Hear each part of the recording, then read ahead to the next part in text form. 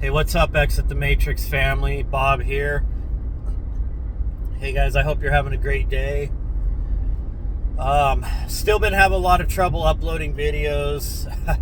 I've got about 5 videos on backlog, and it's kind of funny because I mentioned this in some of those videos that are on backlog right now. So I don't know what's going on. Even Rumble now is giving me trouble. There was a couple videos that YouTube wouldn't upload, so I tried to upload them on Rumble, and guess what? Every time it kept coming up in error and it wouldn't upload. So I don't know what's going on, folks. I'm not really saying anything like hardcore here, even in the Rumble videos. I mean, I'm not saying anything that should be, you would think that would be getting blocked by Rumble too, but I don't know. I don't know if their systems just aren't that great. I don't know what's going on. I don't know if YouTube's algorithm is purposely blocking and Rumble just, their upload program or system isn't that good, or their servers. I don't know what it is. But I'll keep trying, folks. Just understand, I usually record at least a video at least every other day. At least 3 a week minimal, and it's getting to be where I'm only able to get about every 4 days one of them to upload to one of the platforms. So I don't know what's going on. I don't know if it's something with my phone. I don't think it is, but anyways, to move on, folks, this will be a YouTube video. I really just wanted to make this video about complacency. How society has become so complacent. You could call it lazy also. But we've really brought all of this on us. We've allowed criminals to infiltrate all of our governments worldwide. We've allowed criminals to infiltrate our counties, our cities, and our state positions also. We've got these people running our schools. We've got these people running our corporations. They're all around us. In fact, some of your family members may be one of these criminals. See, people, everybody thinks that it's always, when they think of dirty stuff going on, and they always look at the federal government all the time. And obviously the feds are corrupt. I mean, the elected federal, people, the Congress and Senate, they're all corrupt. And I mean all is not every single one, but the majority of them, okay? But folks, it all starts on a smaller scale also. See, I've been looking at local elections the last few years, and I see the people who that are running for them and stuff, and I start realizing that these are family members of the corrupt local families. See, I live in the mountains, so it's more rural, it's more smaller towns, and my job that I do, I get around, and I kind of see who the power players are around town. I see the families that have money and influence. And you'll notice that they're the ones who always put up their kids or somebody else from their family for these positions. And they all play this game like, oh, our family name, and stuff like that. You can vote for me, and and it's like, when you see these people behind the scenes for what they are, you realize they're scum. Their families are scum. They have power and influence over the little town because they work like a little criminal network. They get their family members on the in the law enforcement. They have family members that are lawyers. They have family members that are running the local insurance company or working at, running one of the local banks. They get family members in these county seats or these town positions. And then all of a sudden there's these projects that come up and they get approved by the city council, which, like I said, a lot of these power brokers, these family members are on these seats. And then it just so happens that one of the family members connected to these, political figures and such, they get they own a big construction company in the area. And then guess who gets the bid, like on some new big construction project going on? The family member. Their business. See, they pimp everybody on a minor scale, on a minuscule scale here. And then if one of their family members gets in trouble for something, say a DUI or something, they get pushed through the system quietly. Nobody hears about it because, well, the uncle's the sheriff. And the cousin is the judge. Right? See how it works? Now, I would say it's smart that these power families have their family members that go into these positions of power sprinkled throughout the county or the town or whatever. But do you understand what they're doing, folks? It's like a minuscule criminal network, okay? You can see this on the small scale. And if you think I'm crazy, think back to your own town. Now, you may be in a big city, so obviously it's corrupt. The big cities are really corrupt. But what the point I'm trying to make, folks, is that even your little small towns, you see this criminal network built up, and a lot of times it's just a couple power families. And sometimes those families have feuds with each other, right? Because they both hold positions of power throughout the county or the town. And they use their various powers against each other, and everybody else just kind of gets caught up in the middle of it. Think back to if you live in a little town, think about what I'm saying. You probably know who those power families are, right? And you're probably like, yeah, they're the rich family in town. They own all the land. They have all the businesses, and their uncle's the sheriff. And I mean, it's the same wherever you look, folks. It could be a town of 5,000 or less, and you find this criminality, this networking of criminals. And then you always wonder why, damn, how do some people have so much money and power and I never do? I work hard, I'm good, I pay my taxes, right? Which, let's be real, taxes are theft. And guess who likes to push tax increases? Oh, these same people running the local governments, the local power structures, the criminal networks. Guess who loves taxes, folks? Why do they love taxes? Well, because, like I said, they know how to launder that money into their family's coffers. Once again, like big town projects, right? And then the family member, some distant family member, all of a sudden shows up with a construction company that gets the multi-million-dollar bid. This could be a small town redoing their downtown layout, like pushing the agenda, the old Agenda 21 sustainability stuff, the various organizations like ICLEI and such that infiltrate your local municipalities and push the cults of the climate stuff, And usually these criminal families, they latch onto these organizations because they work with them, because it's one criminal network working with another one. And then eventually some of these criminal networks in these small towns and counties, they get big enough where they send one of their own up to run for a state position. Now all of a sudden that family's got a connection in with the state power structure.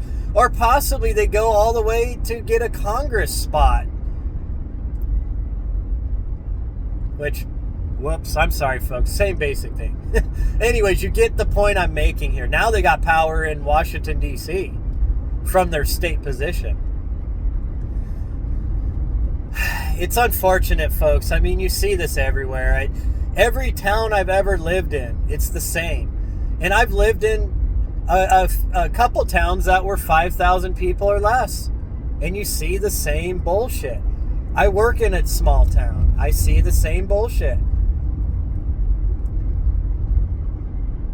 And you ever wonder why you never get anywhere, but there seems to be these people in your town that always have power? And what happens when you try to stand up against these people? You go to, like, let's say you go to the local your kid's school, and you're fighting some BS that they're pushing on your kids, or doing at the school. Well, guess who's the principal? Oh, it's one of the sisters in this same family, this power structure. Oh, she happens to be the principal of the local high school. Oh, what do you know? And what happens, right? You go and try to stand up for your kids at the local school.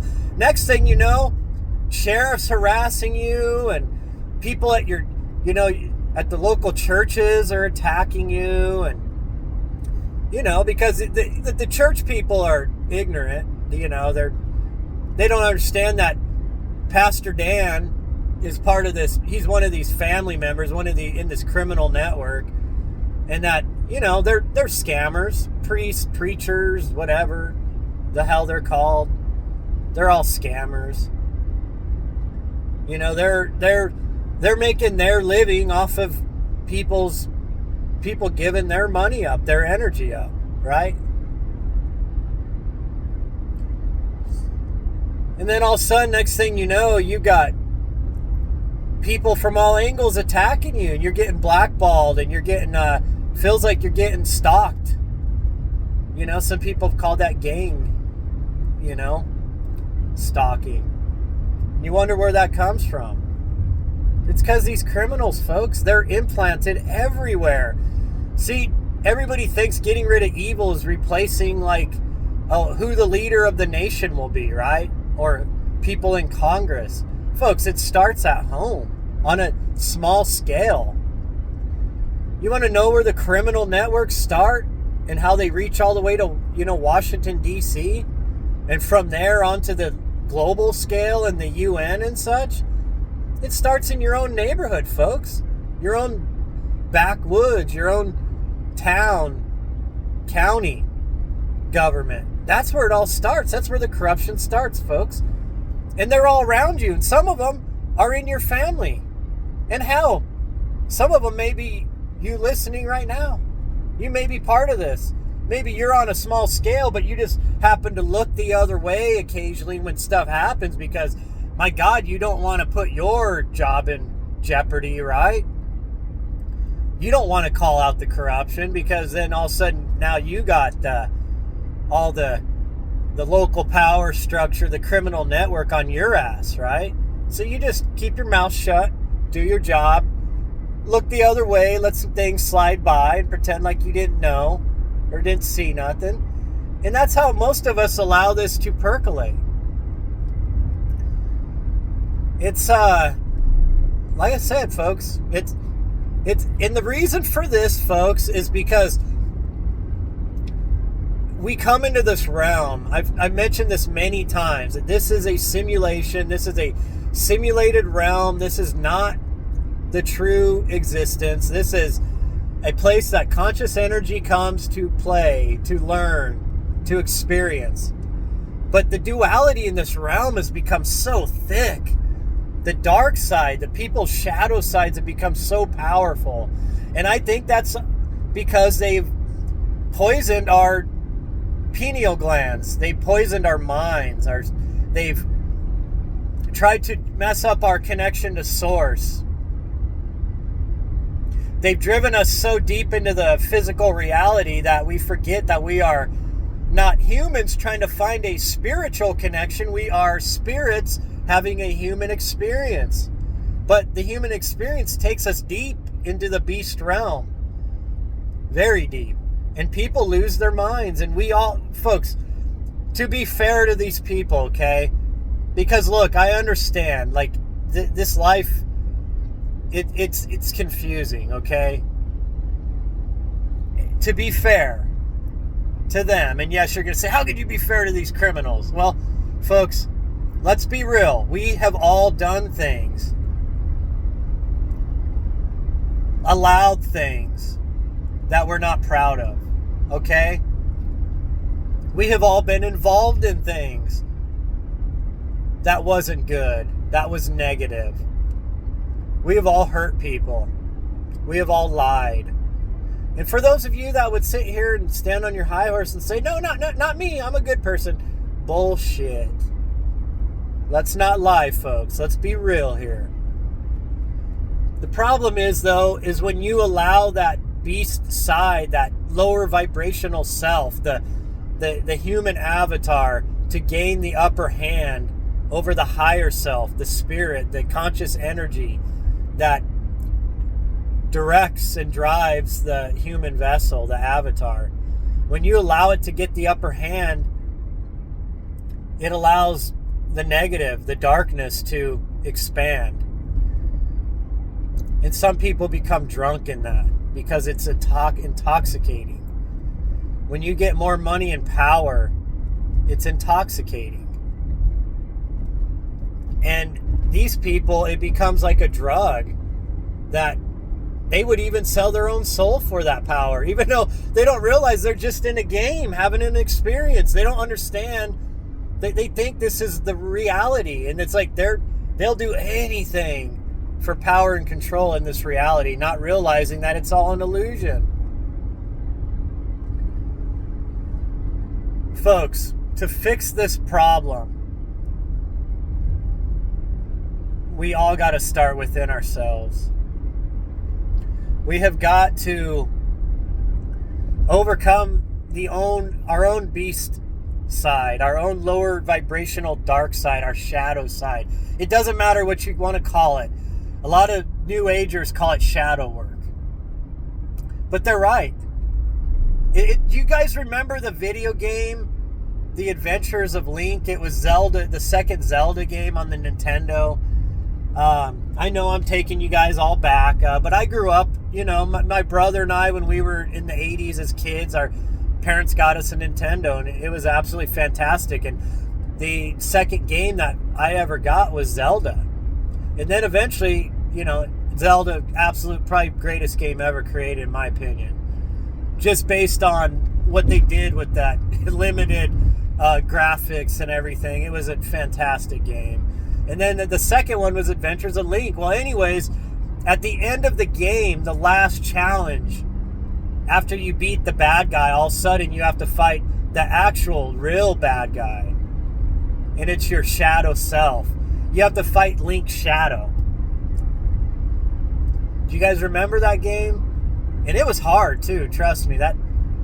It was super fast. It's because the idea is that your shadow knows everything about you, and it knows how to manipulate. It knows what moves you're going to make. It can anticipate your next action, and it can be hard to overcome because you think you're doing good, but it could be leading you down a bad path. Because it loves the desires of the flesh. It yearns for it. It yearns for power and sex and money and influence. And I'm not saying, folks, that there's anything inherently bad in any of those things. If those things are done righteously to help other people, then there's nothing wrong with money and power, okay? And sex, obviously.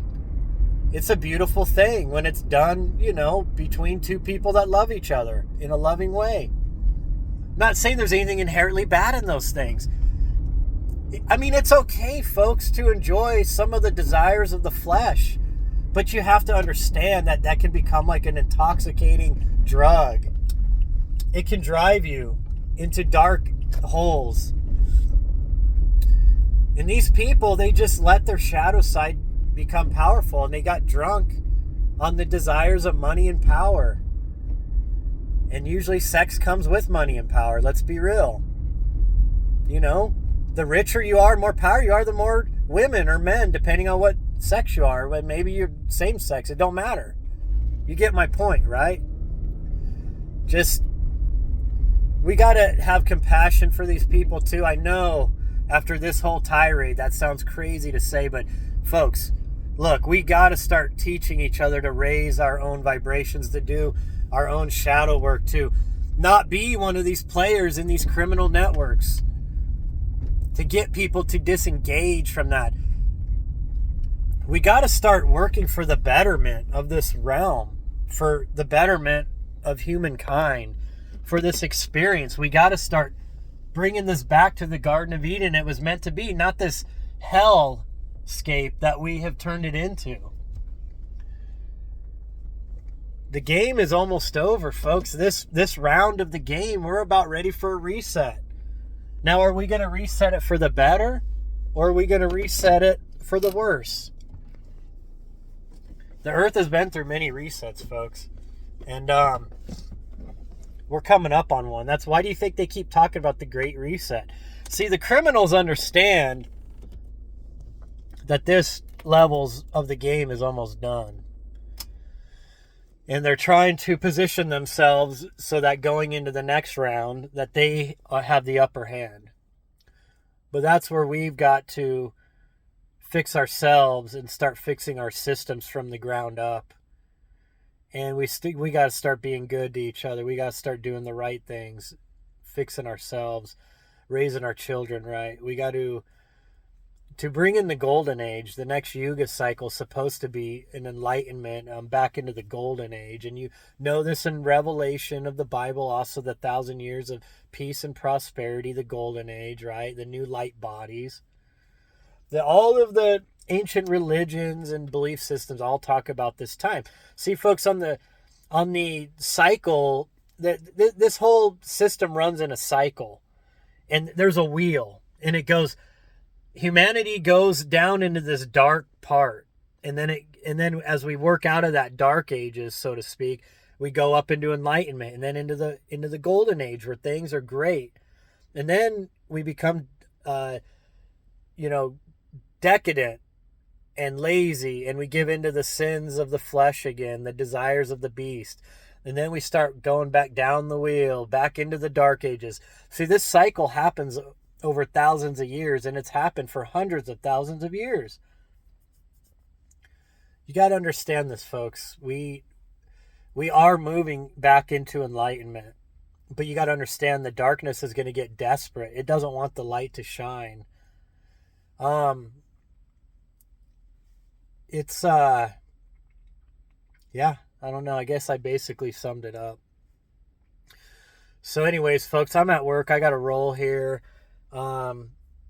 This one, I really let, the spirit direct this talk, and I let it go where it had to go. And, but I hope you guys are understanding this. Look, I'm not condemning these people for the criminals that they are. I'm not condemning them for giving into the shadow side, the beast within, so to speak, or the beast without. We've got to see it for what it is, folks. We got to wake everybody up, even those brothers and sisters that have fallen prey to this and that are hurting us and harming society in this realm, because we got to learn to wake each other up, to raise each other up. Love is the ultimate power in the universe, folks. But sometimes you got to fight that battle within before you go and fight that battle without, right? So anyways, hopefully I may jump the other videos, folks, and just drop this one today. So today is Wednesday, I believe the 30th. So if you see this today, this afternoon, maybe evening, probably more evening time, because I have to wait till I get home to upload and everything. then you'll know that I just skipped over like 4 or 5 videos I still have in the wing that I can't get to download. So hopefully this was a subject that the algorithms are going to go easy on. There was 1 or 2 key words there I wish I wouldn't have said during this video, but isn't that crazy? I mean, my God, you guys think back and you're like, you didn't say anything. Like, no, well, there were like the V word I said, the VOTE. Oh my God, I can't believe I said that, because that is absolutely a red flag. Isn't that crazy, folks? Coming up on the season, we're coming up, and that is speech now that's being censored and blocked. I mean, that's where we've become, folks. And these people that work for Facebook and YouTube and everything that are pushing this stuff and that go along with the agenda, because you know a lot of these people don't believe in this stuff. You know a lot of these people know it's not right in their souls. But like I said, how many of us just look the other way when we see these criminal acts or these power structures take advantage of everybody? We just, if our job is going to be put on the line for standing up against that, then we just let it go, right? It starts with all of us, folks, on the ground level. So anyways, hey guys, I love you guys. I appreciate you guys. I'm still working on building up funds for my basement to get a studio finished. I have an unfinished basement.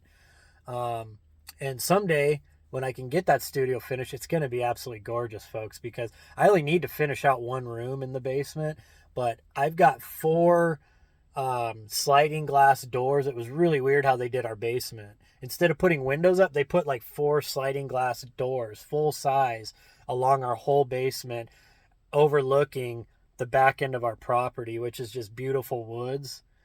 And there's a huge walkout deck off those that those patio doors lead out onto. And so it would be an absolutely gorgeous studio if the way I have it pictured in my mind could be materialized. But you know, I get it. We're all right now struggling with bills and inflation and stuff. And I don't have products to hawk you folks. I've got a few sponsors. I usually only do those on Facebook though, and they are fantastic sponsors. But here on YouTube, I'm essentially I like it to be a little more intimate because my Facebook is so huge. I mean, I have a couple really close followers that I keep tabs in back and forth a lot. We become friends over the years, because of it. But here on YouTube, with how small the channel is still, it allows me to be more intimate with you guys. That we can have more. It's a smaller tribe I'm building right here, and a lot of you, we've been having these one-on-one conversations. So I can trade you my time and my intellect and my thoughts with you, and we can share. A lot of times, some of you have been teaching me stuff. It's like you're paying me to to listen to what you got to tell me, and I'm learning from you. So I love that. That's fantastic. Hey, maybe you just don't have anybody you can talk to. Some of you reach out to me that way, that you have no family or friends that you can talk to, but yet we can talk about any subject. And you know me, I'm open. I mean, I cover many things, and I don't know anything, but I sure like to dabble in a lot. So anyways, folks, $25 is a half an hour one-on-one Zoom. $50 gets you an hour, and if you want to book a couple hours or so, hey, we'll do it. So I've done that too a few times. So anyways, guys, I appreciate you guys. I love you, and I'll talk to you later.